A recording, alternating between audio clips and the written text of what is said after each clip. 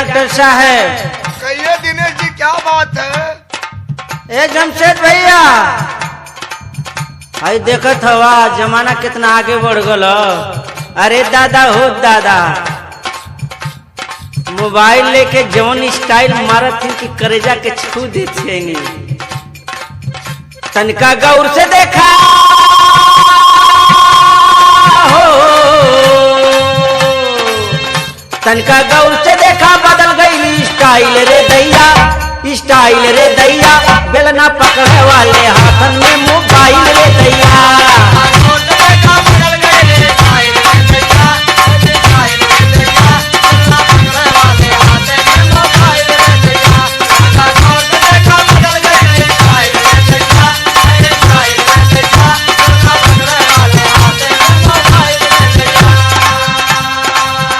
तनका गौर से देखा, बदल गई स्टाइल रे दैया, स्टाइल रे दैया। बेलना पकड़े वाले हाथन में मोबाइल रे दैया।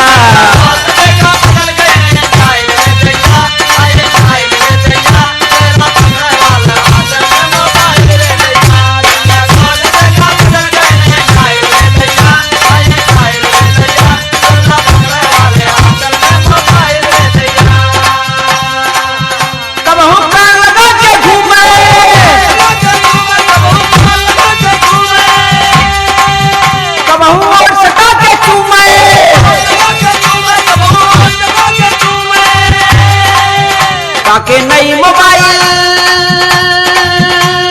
हो,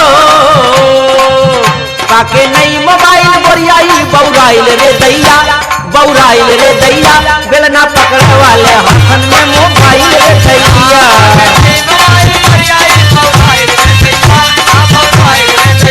बेलना पकड़े वाले हाथन में मोबाइल रे दैया,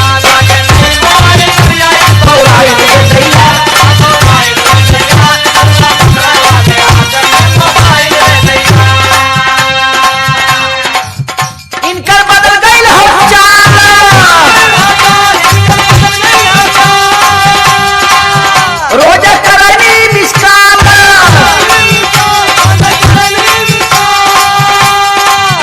हमसे मिले बदे हाय, हमसे मिले बदे एकदम से पगलाइल रे दैया, पगलाइल रे दैया।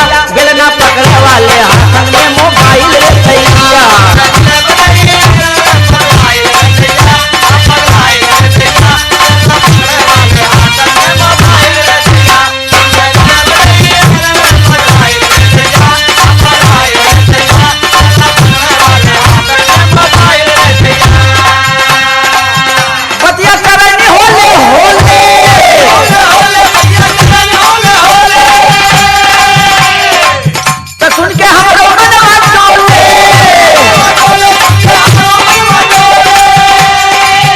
खाके भेलपुरी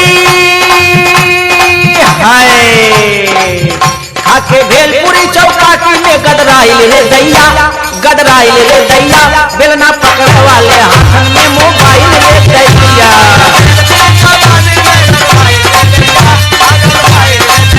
बेलना पकड़े वाले हाथन में मोबाइल रे दैया।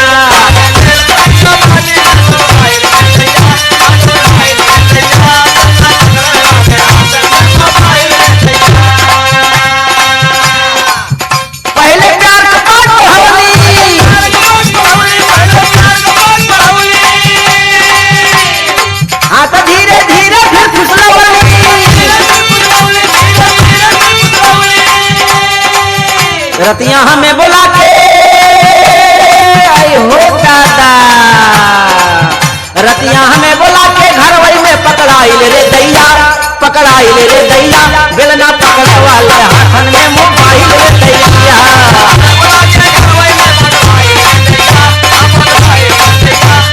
तो है गाइस, हमारा वीडियो अच्छा लगे तो लाइक करें, शेयर करें एंड सब्सक्राइब करें।